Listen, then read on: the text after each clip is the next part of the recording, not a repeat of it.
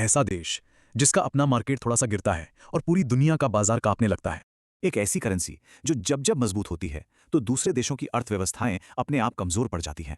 जी नहीं, ये कोई फिल्म का डायलॉग नहीं, ये आज की हकीकत है और इस खेल का सिर्फ एक ही नाम है, अमेरिका का कंट्रोल। तो आज हम इसी कंट्रोल के पूरे सिस्टम को समझने वाले हैं। हम देखेंगे कि कैसे अमेरिका के फैसले, चाहे वो छोटे हों या बड़े, पूरी दुनिया की इकोनॉमी को अपनी उंगलियों पर नचाते हैं। तो चलिए देखते हैं कि आज हम क्या क्या कवर करने वाले हैं। सबसे पहले हम जानेंगे कि अमेरिका की शक्ति आती कहां से है। फिर बात करेंगे उनके सबसे बड़े हथियार इंटरेस्ट रेट की। समझेंगे कि जब डॉलर मजबूत होता है तो क्या होता है, जियोपॉलिटिक्स का मार्केट पर क्या असर पड़ता है, और आखिर में एक स्मार्ट ट्रेडर को इन सब के बीच क्या करना चाहिए।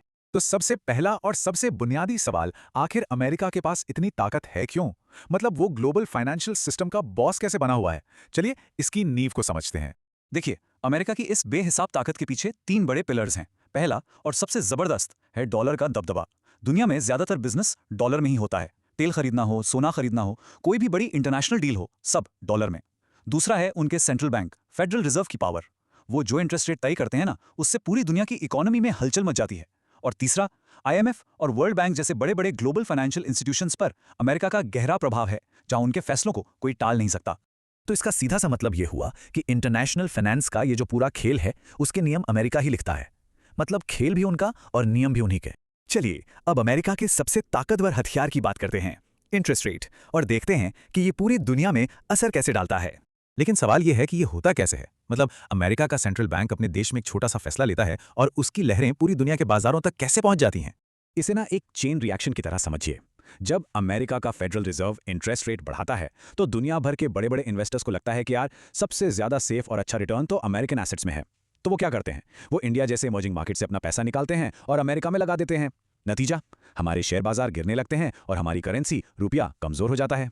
और ये कोई पुरानी कहानी नहीं है, हमने ये अभी अभी होते हुए दिखा है। जब 2022 और 2023 में अमेरिका ने लगातार इंटरेस्ट रेट्स बढ़ाए तो हमारे निफ्टी और दुनिया भर के दूसरे मार्केट्स पर जबरदस्त प्रेशर बना था। ये इसका जीता जागता सबूत है। अच्छा, अब जरा इस बात पर आते हैं कि जब अमेरिकी डॉलर मजबूत होता है तो बाकी दुनिया के लिए ये एक मुश्किल दौर क्यों बन जाता है। देखिए, जब डॉलर की कीमत बढ़ती है तो इंडिया जैसे देशों के लिए इंपोर्ट यानी बाहर से सामान मंगाना महंगा हो जाता है, खासकर कच्चा तेल, जिसके लिए हमें डॉलर में पेमेंट करनी पड़ती है। जब इंपोर्ट महंगा होगा तो जाहिर है देश में महंगाई बढ़ेगी, और जैसा हमने पहले भी बात की, इन्वेस्टर्स अपना पैसा हमारे मार्केट से निकालकर अमेरिकी मार्केट में डालना शुरू कर देते हैं। इसे ही कैपिटल फ्लाइट कहते हैं। लेकिन रुकिए, ये कहानी सिर्फ इकोनॉमी की नहीं है। अमेरिका के जियोपॉलिटिकल फैसले, यानी वो दुनिया के दूसरे देशों के साथ कैसे रिश्ते रखता है, इसका भी बाजारों पर सीधा और बहुत गहरा असर पड़ता है। इसका सबसे अच्छा उदाहरण है रूस यूक्रेन युद्ध। देखिए क्या हुआ था। जैसे ही युद्ध शुरू हुआ, दुनिया भर में तेल की कीमतें आसमान छूने लगी। फिर जब अमेरिका और उसके साथी देशों ने रूस पर कड़े प्रतिबंध लगाए तो पूरी दुनिया की सप्लाई चेन में गड़बड़ी आ गई।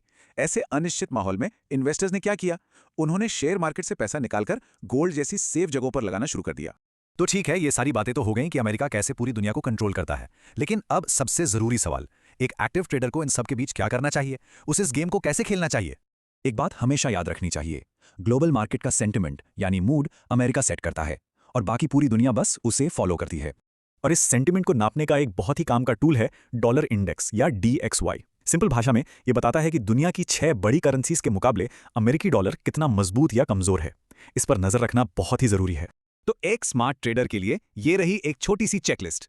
पहली चीज, रोज रात को अमेरिकी बाजार कैसे बंद हुए इस पर जरूर नजर रखें, क्योंकि वहीं से अगले दिन के लिए ग्लोबल मूड सेट होता है। दूसरी, डॉलर इंडेक्स यानी DXY को लगातार ट्रैक करें। तीसरी, यूएस फेड की मीटिंग की तारीखें अपने कैलेंडर में मार्क करके रखें, क्योंकि उन दिनों मार्केट में बड़ी हलचल होती है। और सबसे जरूरी बात, खबरों से अपडेटेड रहें, उन्हें कभी भी हल्के में ना लें।